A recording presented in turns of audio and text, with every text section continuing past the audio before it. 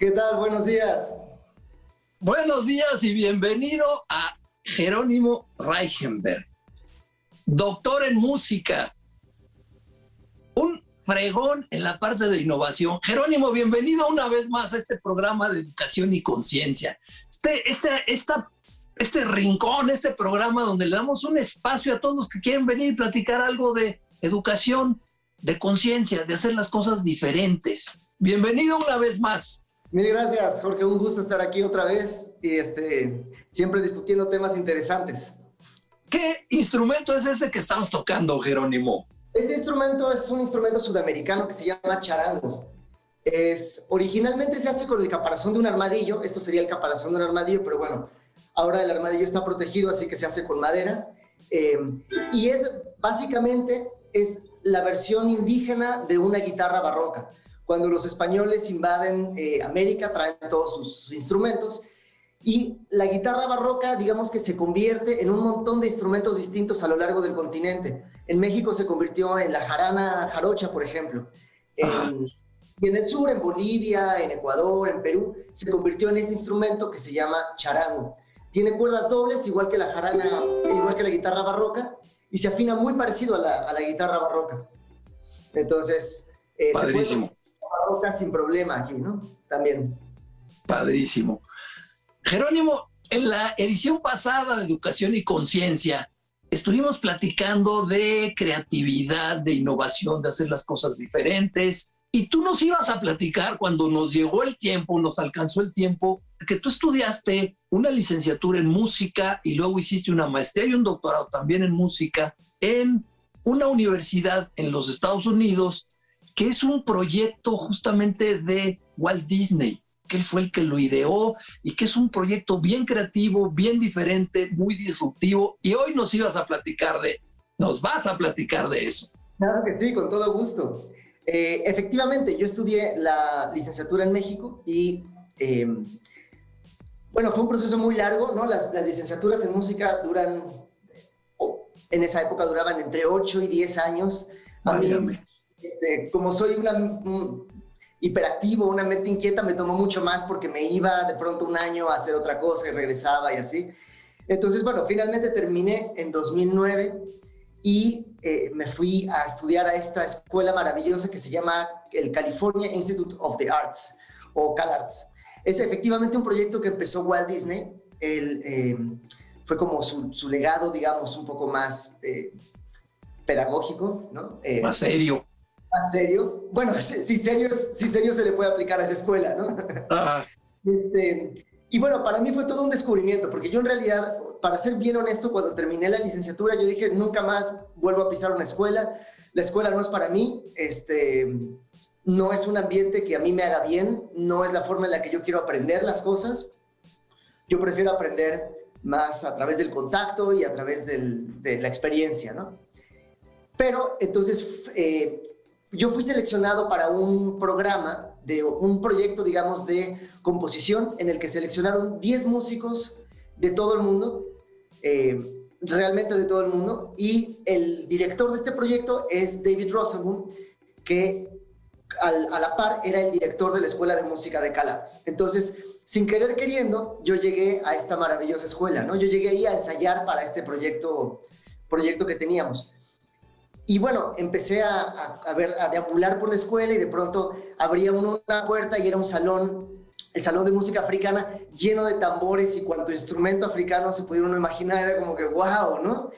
Obviamente en mi escuela en México la música africana no estaba considerada en el currículum, algunos profesores ni siquiera lo consideraban música, ¿no? Era como, eso era una expresión popular, pero no era la gran música que nosotros debíamos estudiar, ¿no? Ajá.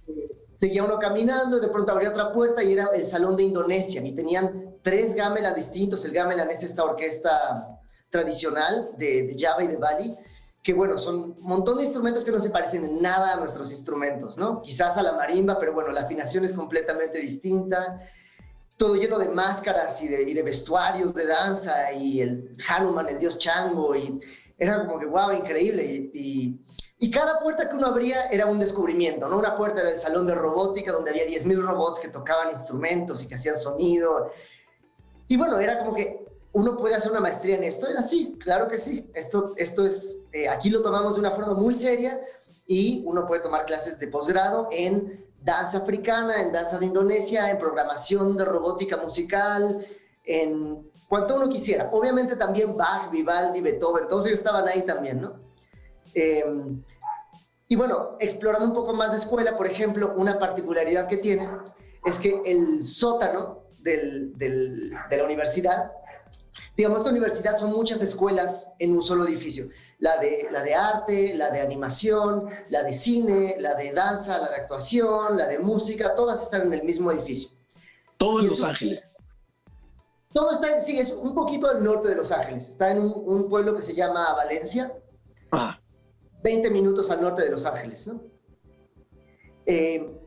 Y ahí el subsuelo, digamos, nivel de más abajo, está abierto al libre grafiteo. Entonces, todo el mundo va y pinta lo que le da la gana en las paredes. Y es maravilloso porque es un espacio que va cambiando todo el tiempo y nadie lo sanciona, digamos, nadie está como curando lo que se va a poner ahí, simplemente es la creatividad de la gente y lo que cada quien quiere ir poniendo. Entonces, conforme va pasando el semestre, las paredes van cambiando, el color va cambiando.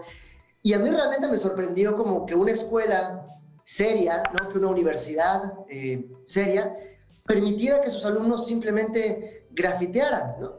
Y curiosamente, el material gráfico que estaba en la pared no era insultante, no era denigrante, no era lo que uno se imaginaría como que sería el miedo de un director de escuela, ¿no? Como que, uy, no, si los dejo que pinten lo que quieran, van a poner un montón de obscenidades y tal. Sí, siempre hay ese miedo de que se convierta en libertinaje la libertad. Exactamente. Pero justamente cuando hay represión, los puntos de escape de esa represión salen de esa forma. Pero cuando no hay represión y es como que, mira, este es tu muro, tú píntalo como quieras, tú a la final, tú eres el que lo va a ver todos los días, pues la gente quizás el primer día sí pinta una obscenidad y después se da cuenta que no es eso lo que quiere ver. Y era un arte increíble. O sea, yo me acuerdo bajar, porque además hay muchos alumnos de arte, ¿no? Bajar ahí simplemente a ver las paredes y eran unos elefantes y unos paracaidistas y bueno, todo lo que se te pueda imaginar, ¿no? Entonces, bueno, en ese ambiente, digamos, la educación ocurre de una manera muy, muy distinta. Claro. Algo que te contaba el otro día es que yo llegué a la universidad y bueno, estamos viendo los planes de estudio y como qué materias voy a tener y eso. Y realmente me dijeron, pues, las que quieras. O sea, tú escoge lo que quieras. Y bueno, así como que no hay un, qué sé yo, un mínimo, una cosa así. No hay un límite.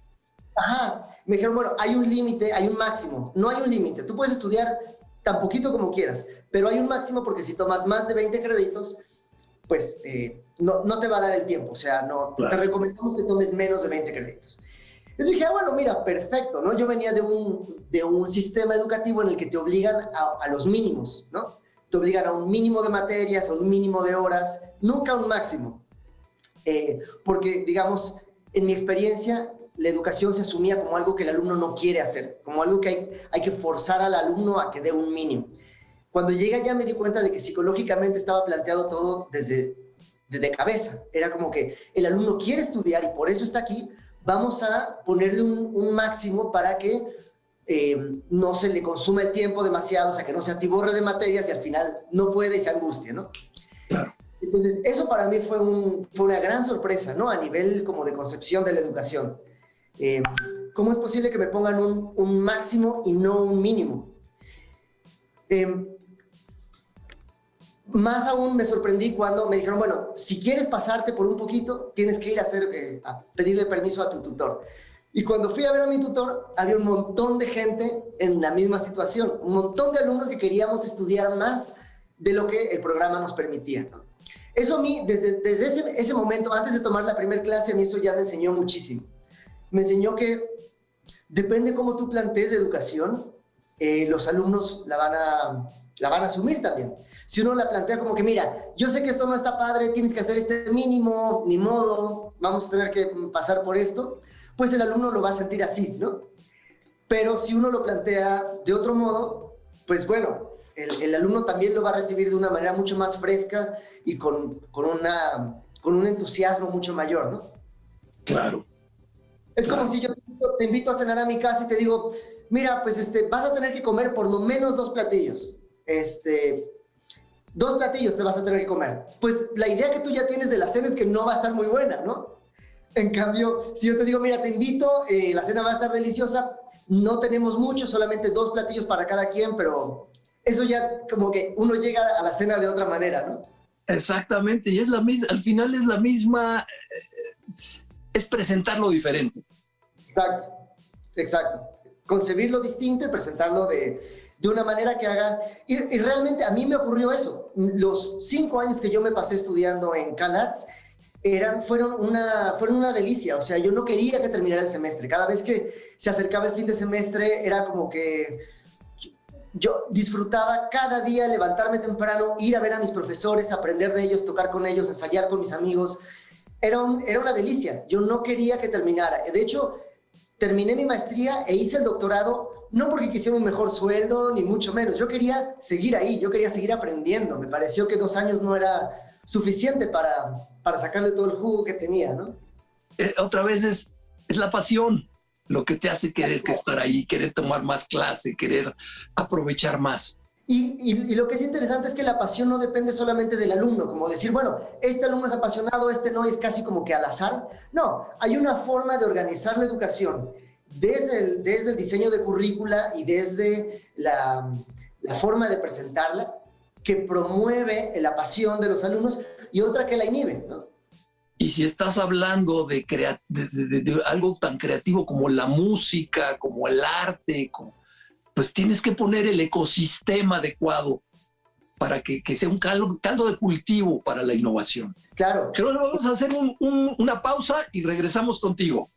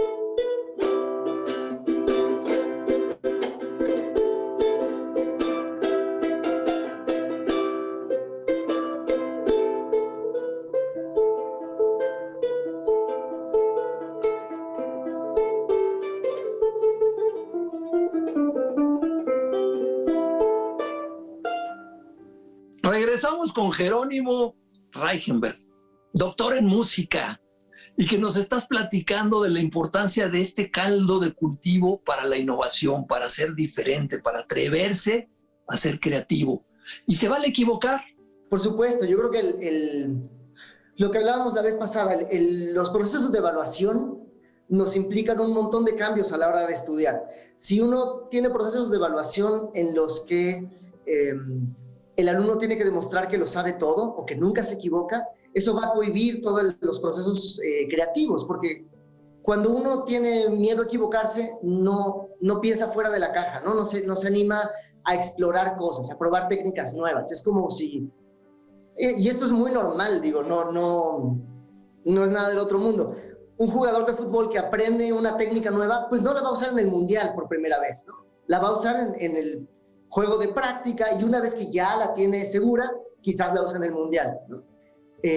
Lo mismo pasa con el arte y yo creo que con cualquier disciplina. O sea, si uno tiene la libertad de equivocarse en el proceso educativo, pues tiene esta libertad de probar cosas nuevas, ¿no? De probar una técnica nueva o un procedimiento nuevo. Bueno, a veces sale, a veces no sale, sobre todo cuando lo estamos recién descubriendo, ¿no? Jerónimo, nos comentabas un poco en la entrevista de la semana pasada que tuviste algunos proyectos internacionales muy interesantes en Brasil, en la India, con chicos del mundo. Platícanos un poco más de eso. Sí, bueno, por ejemplo, Este proyecto en Brasil fue un proyecto interesantísimo que me envió la Universidad de California, CalArts, me envió para allá. Es un programa que ellos tienen como de transferencia de conocimiento.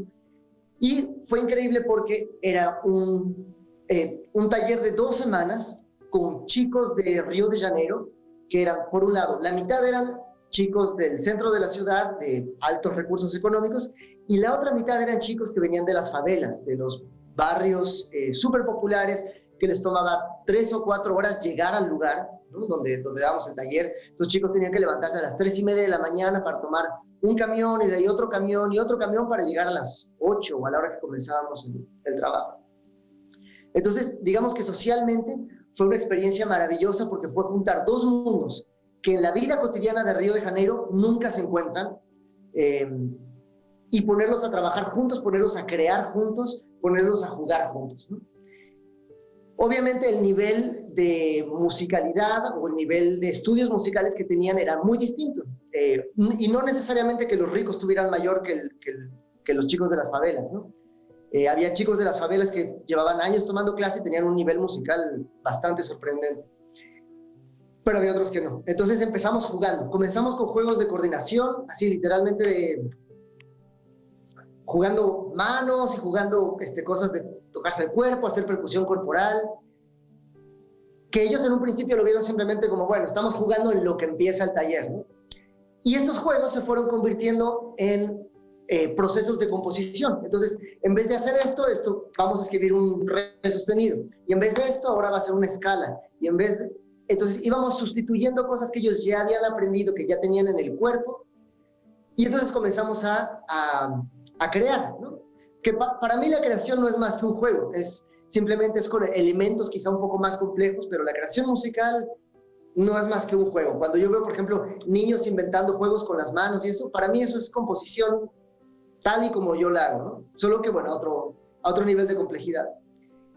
Y entonces, a los pocos días, teníamos gente que nunca se había conocido, gente que venía de sociedades bien distintas, de realidades bien distintas, y estaban componiendo juntos y estaban ensayando juntos. Y fue maravilloso. En 2 semanas logramos generar un espectáculo de 1 hora y 20 minutos con pura música original, y era un taller de música y danza. Otra compañera se encargó de la parte de danza. Ellos crearon 1 hora y 20 minutos de música y coreografía original en 2 semanas, lo cual es un récord, pues. Fue increíble y la experiencia fue maravillosa. Y todo fue a través del juego, justamente, a través de pedagogías innovadoras, digamos, a través de permitirse el error, porque en el juego está el error, ¿no? Está incluido el error, no hay juegos.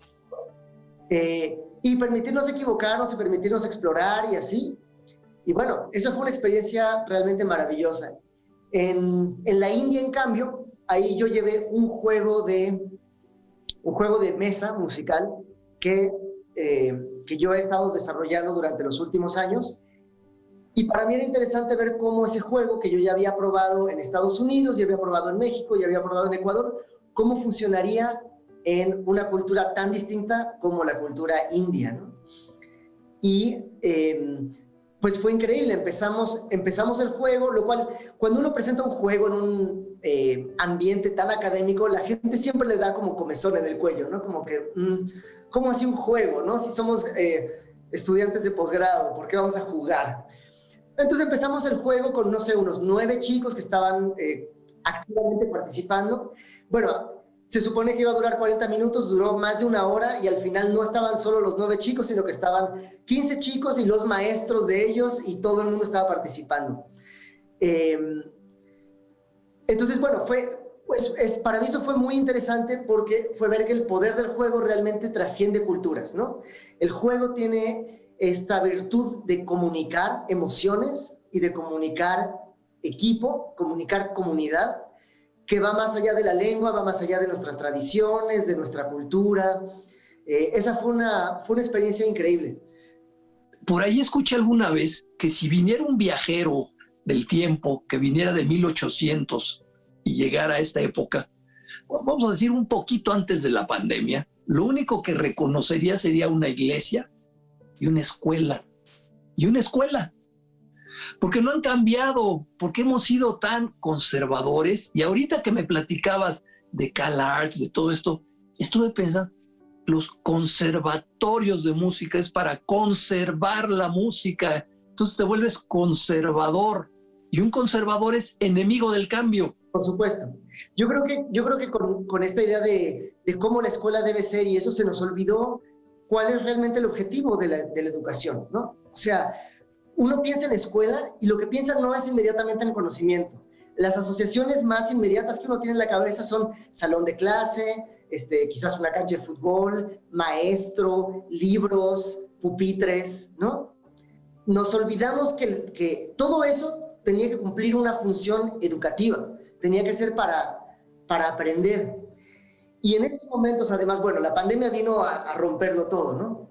Pero realmente yo creo que como profesores, como pedagogos, tenemos que recuperar ese objetivo y ver cuál es la mejor manera de llegar allá. Quizás ya no es juntar 30 niños con un adulto y que aprendan en un salón de clase quietos, sin moverse. Quizás eso ya no es lo que nos corresponde, ¿no? ¿Qué recomendarías, Jerónimo, que hicieran en una universidad para que fuera un ambiente más creativo, que fuera un caldo de cultivo más innovador? Pues mira, bueno, depende mucho de la universidad, pero algo que yo siempre hago con mis clases es preguntarme, si yo fuera mi alumno, ¿cómo me gustaría aprender? ¿No? Porque no hay nada más aburrido a que alguien venga frente a ti y te regurgite el conocimiento, te diga, mira, esto es lo que tienes que saber, bla, bla, bla, bla, bla, ¿no? A mí, y creo que a todo el mundo, lo que nos gusta es tener la habilidad de que nos den pistas y conectar estas pistas con lo que ya sabemos y entonces generar conocimiento nuevo. Yo creo que el conocimiento no se transmite, se genera en cada cabeza. Yo no puedo darle conocimiento a alguien, ¿no? Yo puedo darle algunas pistas para que esa persona lo genere internamente. Que es un poco lo que hace la educación constructivista. Ya traes un cierto conocimiento y vas agregando ladrillitos y los demás compañeros suman 2 o 3 y al final tienes una construcción padrísima. Claro, yo creo que de todos los modelos de aprendizaje que hay, yo rescato cosas de cada uno de ellos y creo que todavía se pueden mejorar más. Todavía creo que hay mucho por trabajar encima de ellos, ¿no? Yo creo que como modelos todos son maravillosos, o sea, todos tienen elementos muy valiosos y todos pueden crecer. Entonces, y no hay por qué casarse, yo creo que con uno de ellos, ¿no? A mí me gusta esta idea de permitir que el alumno vaya descubriendo lo que a él le interesa o a ella le interesa y a su propio paso. Entonces, para mí los juegos, como te decía, son súper importantes porque permiten este multinivel, este multipaso y permiten que cada quien avance hacia donde quiere avanzar. Yo creo que en este momento hay muchísimos juegos y digamos que el mundo de los juegos ha avanzado muchísimo, hay muchísimos juegos educativos. Creo que las universidades deberían de echarle un vistazo a todas estas posibilidades educativas que hay a través del juego y no tener miedo de pronto sacar a los chicos al jardín, al patio, a actuar como moléculas o actuar como no sé qué o a marchar y a crear comunidad. O sea, esto es algo que, por ejemplo, incluso las empresas más cuadradas que existen, a mí me ha tocado dar muchos cursos de creación de equipo en las empresas.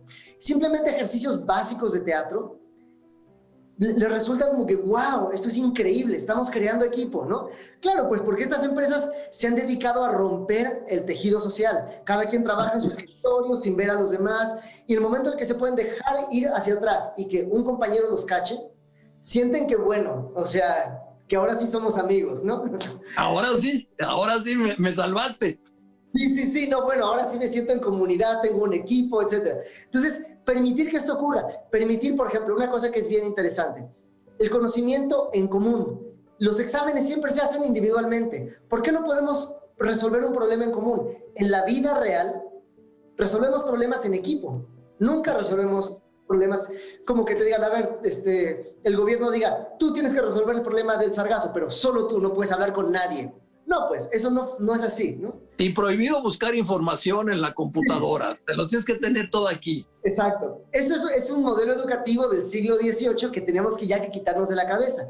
El conocimiento en este momento está interconectado, depende del internet es en equipo, es comunitario. Entonces, permitir que la educación sea también de esa manera me parece no solamente que es mejor éticamente, sino que además va a preparar a los alumnos de una manera mucho más eficiente para el mundo al que se van a enfrentar cuando salgan, ¿no? Doctor, nos alcanzó otra vez el tiempo. Muchísimas gracias por acompañarnos a este programa de Educación y Conciencia. Te voy a tener que volver a invitar, ya vas a ser aquí invitado permanente. Muchísimas gracias, Jerónimo. Es un gusto tenerte y platicar de estos temas tan importantes. Tenemos que cambiar la educación, tenemos que cambiar la forma en que hacemos las cosas, porque el mundo ya nos lo exige. Muchísimas gracias por acompañarnos y te espero volver a ver muy pronto. Espero que sí, Jorge, cuando quieras. Gracias. Gracias, chao.